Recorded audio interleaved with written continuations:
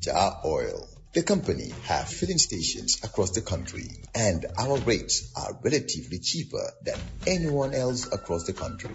Jar Oil is the biggest producer and distributor of cement in the country with the most competitive prices in the market.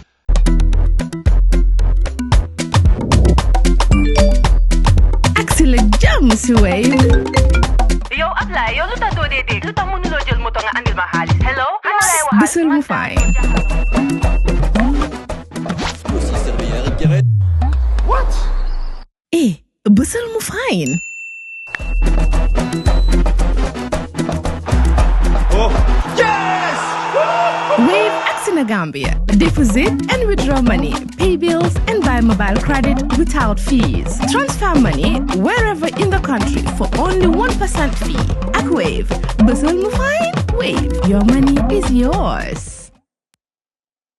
On Monday, the 27th of October 2025, you're with Coffee Time with Peter Gomez, live on FM in the Gambia 92.1 and around the world on www.wcr.gm. Thanks for joining us. Joining me now is the World Health Organization's representative in the Gambia, here to discuss some of the most pressing public health issues currently underway, from the country's mental health investment case report to the ongoing measles and rubella vaccination campaign, as well as reflections on both World Polio Day and Pink October, which is a month dedicated to breast cancer awareness. It's a pleasure to have you back with us, Dr.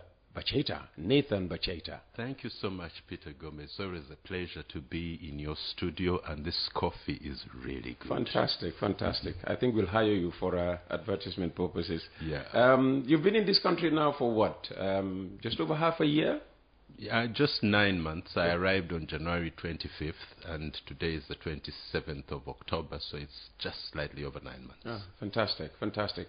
Okay, let's talk about the mental investment case report? Mental health investment case report. Case report, yeah. What's this report all about? Okay, what happens is that using certain tools and techniques, you look at the burden of mental health in the country, then look at some of the interventions that can be put in place to address it, but also you use some costing models to show what you would lose if you do not invest and what you would gain if you invest. So the mental health case, beyond talking about the burden, beyond talking about what can be done, also gives an economic case for investing in mental health. Okay, and what is the case, in terms of the Gambia? So what does it show? So what it shows is that we have a burden, a heavy burden of mental health in this country, in that, and I think it's similar to what we see around the world. You know, before we used to think mental health challenges were for a few people, perhaps who had these overt, what we used to call mad people. But then when we had COVID-19, it revealed the huge burden of mental health, the mental health challenges that had been there all along. So in this case, we're able to show from the data we have and from the cases we have, the various mental health challenges we have in the country. For example, we have things like anxiety, depression. Those are some of the more common ones. But then you also things like epilepsy. Then you also have substance abuse. So there are many mental health challenges. And we showed in that case that these are the things that can be done, and if you don't do them, this is what you lose. For example, when somebody has a mental health challenge, they may not come to work, so we call it absenteeism. Or they may come to work, but they do not perform at their best level. We call that presentism. Okay, I am present, but I am not fully engaged. So all that leads to a reduction in productivity to our economy. Other people fall off from employment because of uncontrolled mental health challenges. And one of the examples I always give is that one time I had he's still a friend, he's still alive. He's a very prominent professor, somebody who's achieved a lot in his field. The last time I checked, has published up to 320 peer-reviewed articles. Oh, wow. Not to mention chapters in books and innovations. But one time we were having a conversation and said, Nathan, do you know what? I am epileptic. The difference was his epilepsy has been controlled. As a result, he has been able to perform at that highest level. The contrast is, I have a niece who was very intelligent in school, but contracted, developed epilepsy, and it wasn't controlled well. To this day, she never went beyond secondary school. Somebody who was very intelligent could have become somebody. So the point is that if we address mental health challenges, to whatever degree they are, with the appropriate interventions, then we can cause people to produce at the maximum they can, they were created to. Does the report quantify the cost of mental health challenges? And if it does, what are the economic and social impacts of investing in mental health? It does quantify. I don't have the figures offhand, but what it does, it shows us that the amount of money the country would save if it invested in mental health interventions, which include making sure that there is good infrastructure, making sure that we have staff who are trained in mental health, identifying mental health challenges and addressing them. It also shows that if we invested in community-based intervention, because some of the mental health challenges require that somebody has somebody they can talk to. So within our own communities, we have grandmothers, we have traditional leaders, we have religious leaders. By just somebody talking to them, actually you can deal with things like anxiety and depression depending upon the degree. So it outlines all these investments that have to be, and puts a figure to that. So what are the biggest gaps in mental health services currently, and how can they be addressed? One of the biggest gaps is infrastructure. We have only one mental health major facility in the country. That is Tanka. Exactly, and everybody knows about that. But when you look at the full spectrum of mental health illnesses, we could train people at various levels in the health facility, some of them to manage some conditions, but at least to identify and know who needs to be transferred. We could even have people at the community level who, for example, the religious leaders, the community leaders, who can at least identify and say, I think you may have an issue, please go to the health facility, and then they can identify what the issue is and where you need to go, and they can address that. Then there is also the issue of investing in medications. Some of the medications are expensive, but some are not that expensive, and if they are available, people are able to live under control when they are put on the proper medication. So we have gaps in all these areas that need to be addressed. But surely in the area of providing training, this is where the WHO, your organization, can easily come in. Yes, we did. We have what we call mental health care, something called GAP, where you train people at the health facility level who can be able to identify people. So we've done that in Gambia, and we've had stories of people who, there's a story we always use of somebody called Mariama, who had a pregnancy, got a baby, and the baby died and suffered a lot of depression. But because there was, and everybody gave up on her, she all of a sudden stopped engaging in the things she used to do before. But because there was a health worker who had been trained in this, the health worker said, I think we could help with this situation, and referred her. She got the right treatment and is now back and very productive in what they're doing. Do you think there is the political will and the funding to implement the recommendations of the report? The political will is there, because for us to do this mental health investment case, Gambia is one of the few countries actually in the world that has done this, and it was done at the request of our leaders, the minister, and actually at the launch of the investment case, it was supposed to be the president himself to launch it because he was very interested. but it's the vice president who came and launched it. So the political will is there.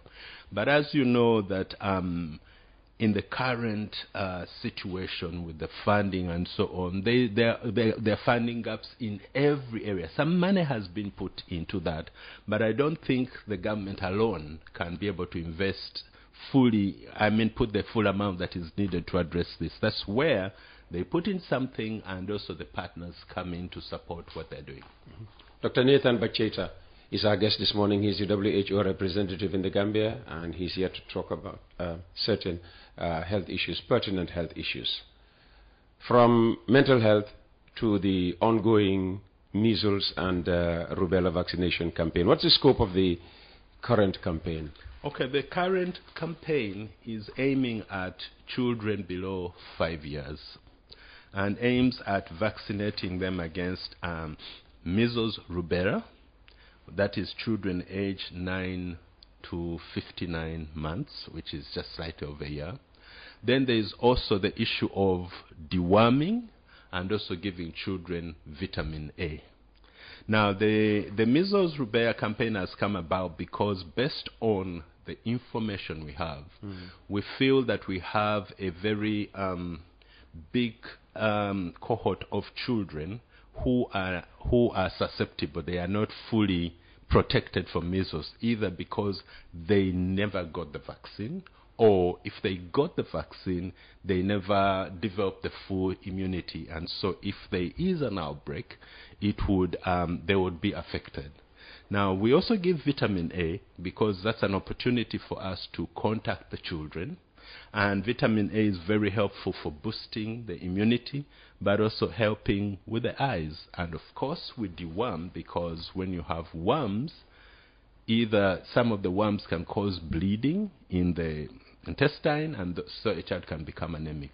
Or the worms can feed on the food you take, and therefore you become malnourished. Or sometimes the worms even block the nutrients from being absorbed. And worse still, if there are too many, they can even block your intestines, and the child gets intestinal obstruction. These are things that have happened. So the measles rubella campaign, therefore, is to make sure that all our children below 5 years are protected. Now, so there are centers that have been set up where children can go and get the vaccination, whether it's a bantaba, a health facility, or a community center, a market, or whatever. Look out for that. And maybe one word I need to say is that sometimes when we have these campaigns, we think it is Mama Aja who sells tomatoes in Serekunda market whose child needs to be vaccinated. And for me, who lives in, whether it's Fajara or wherever, where we have big houses, big gates, big cars, and big dogs to keep people away, we think that that will keep us safe. And so when they talk about vaccination, we say, our children shouldn't be vaccinated. But in a country where I lived, that same thing happened. The people who lived in those neighborhoods with those big things I've talked about chased the vaccination teams. And an outbreak occurred, and children in those high-end properties died of measles. So I encourage whoever you are, whatever your social status, from Basse to Basang to Fajara to Kotu, where we are. Is it Kololi? Yes, Kololi is right behind. There's Bakau. We are in Kotu. Kololi is right behind us. Wherever we are, make sure your child below 5 years is vaccinated, because this disease, when it occurs, it's highly contagious. If you come into a room with somebody who's infected with measles, and if there are 10 people who are not vaccinated, 9 out of those 10 will get the disease. So it is very, very contagious. And the problem with measles is, if it doesn't kill you, it could blind you. Yes, because you can get some of those ulcers on your cornea and you remain blind for the rest of your life because of measles. It causes pneumonia, it causes diarrhea. Any of those can kill you. And also sometimes it causes inflammation of the brain, and you could die of all that, or you remain with complications. And some of the complications come later. For mothers, if you do not take the rubella vaccine, there's what we call the rubella syndrome, where you can have a child with complications of rubella, congenital, born with these complications that affect the brain and other parts of the body. So we encourage all our mothers and fathers to make sure that the children are vaccinated, because we are protecting them from something that can be very lethal or leave you with complications for the rest of your life if it happens. You paint a very deadly picture of a disease. So what does measles look like? Somebody who has measles, I mean, what do they display physically? Okay, measles, first of all, starts with, usually it will start with a fever, but the character, and people may get red eyes, running nose, but the characteristic symptom usually is a rash that starts in the face and goes to the rest of the body. And so that rash is easy to pick out by the health workers. They will know that this person has measles. Then we also have rubella, which is a little similar, but the way we differentiate the two is when we do the blood tests, we are able to tell whether this is rubella or this is measles. So somebody, I remember as a child, I think I was around 10 years, I got measles.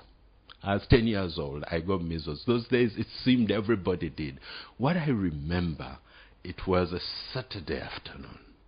A Saturday, and we had lunch that time, and I think there was some silver fish as part of the food. Now, in my culture, people believed that if you had measles and you ate silver fish, the measles would manifest. So we had silver fish for lunch, and then by afternoon, I had a nap. When I woke up in the afternoon, my eyes were red, I had a running nose, and I had this rash.